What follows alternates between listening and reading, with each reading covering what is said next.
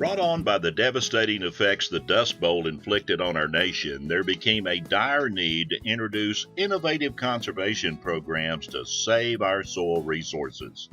With that in mind, the 1939 Texas legislature created the Texas State Soil and Water Conservation Board and directed them to organize the state into local soil and water conservation districts. The mission of the Texas State Soil and Water Conservation Board, working in conjunction with local soil and water conservation districts, is to encourage and promote the wise and productive use of natural resources through voluntary, incentive-based conservation programs developed and carried out at the local level. In other words, local needs met on a voluntary basis by local agriculture producers. Currently, there are 216 soil and water conservation districts in Texas that serve all of the state's 254 counties.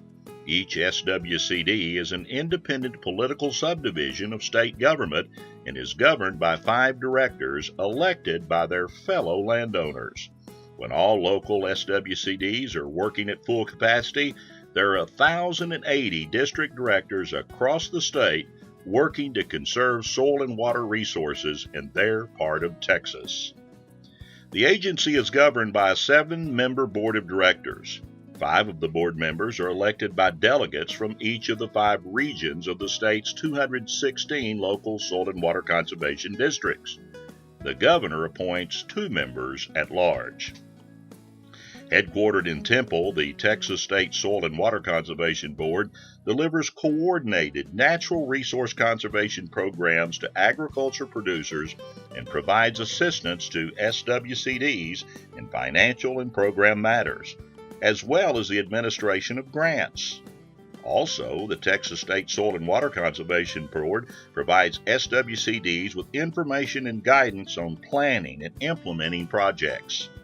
There are 6 regional offices and 2 program offices throughout the state that offer technical planning and guidance to agriculture producers for a variety of programs.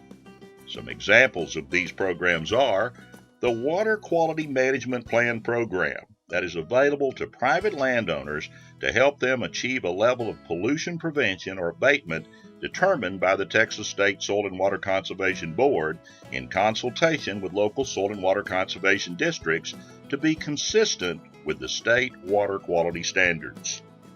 There are over 2,000 flood control structures in Texas that are aging and coming to the end of their lifespan. The Flood Control Program is a grant program that assists communities with the operations and maintenance and/or the structural repair of these structures to protect human health and safety. For those that own and operate dry litter poultry facilities, the Texas State Soil and Water Conservation Board develops the necessary water quality management plan as required by law to implement essential conservation practices to abate nonpoint source water pollution from their facilities.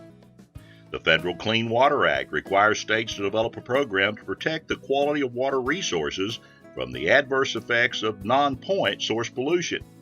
The Texas NPS Management Program is jointly administered by the Texas State Soil and Water Conservation Board and the Texas Commission on Environmental Quality. The Texas State Soil and Water Conservation Board applies the watershed approach to managing agriculture and forestry-related NPS pollution by restoring and protecting water quality through the development and implementation of watershed protection plans and total maximum daily loads in those watersheds where agriculture and/or silviculture NPS pollution could be contributing to a water quality impairment or concern. These are just a few of the programs administered by your Texas State Soil and Water Conservation Board with and through your local soil and water conservation district. So as we look to the future, we must never forget the only reason the Texas State Soil and Water Conservation Board exists is because of the great work of Texas's 216 soil and water conservation districts.